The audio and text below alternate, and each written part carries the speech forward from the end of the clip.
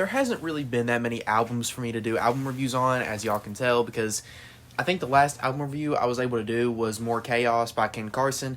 That album managed to go number 1 on Billboard with only like 50,000 copies sold. That's like the lowest in a while. Anyway, but this week we're going to be talking about Kush and Orange Juice 2. Or no, it's Orange... Is it Kush and Orange Juice 2? Yeah.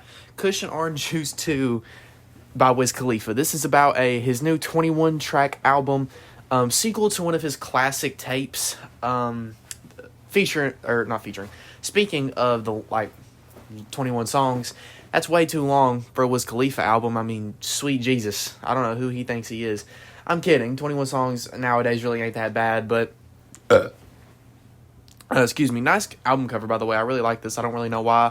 I just like it. But, obviously, Wiz Khalifa, lyrical content-wise, was actually pretty good.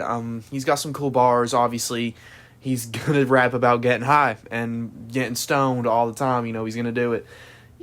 Quite a lot of that in here, and I kind of came to expect it, but it's kind of nice, Wiz Khalifa's personality and his charisma whenever he's rapping and singing really, kind of just adds to it, you know what I'm saying? It doesn't make that any worse. A lot of the features ruin this album for me. There'll be, a pretty good, first half by Wiz Khalifa. He'll do, a nice melody on a hook and then a nice verse, and then the feature will just come in and ruin it. The only good features on here was, off the top of my head, I want to say Ty Dolla $ign and Don Toliver. And, no, there was one more. There's one more, but I can't for the life of me think of it. And that also kind of tones into another problem. This album really isn't that memorable. It really didn't do much for me. It was a nice listen, but besides that, I'm not really going to come back to it at all. Wiz Khalifa, I kind of said this earlier, nice, lovely melodies on hooks. A lot of the production is clean and simple.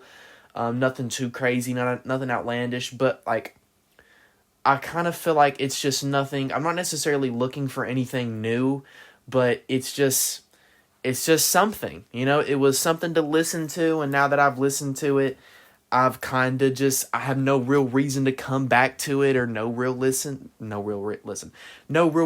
listen to it anymore, really. So, which kind of puts it in that mid category a little bit for me personally, because, that's kind of what the definition of mid is. It's enjoyable, but, there's no reason to come back to it. I have no reason to come back and listen to this 21-song album again, which, it does flow together pretty nicely. This is probably about the best you can pace a 21-song album.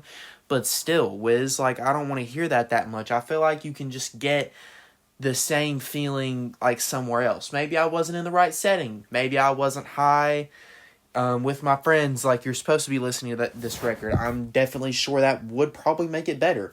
But, when I'm just kind of chilling out in my day, I have no real reason to turn this on. I really just don't.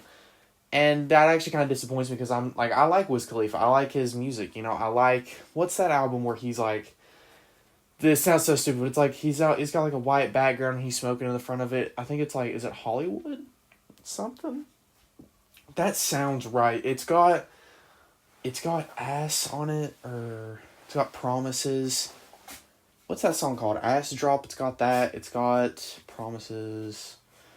I don't remember the name of it. Anyway, it's Hollywood Black Star or something like that. But anyway, I love that album. I want to get it on vinyl soon.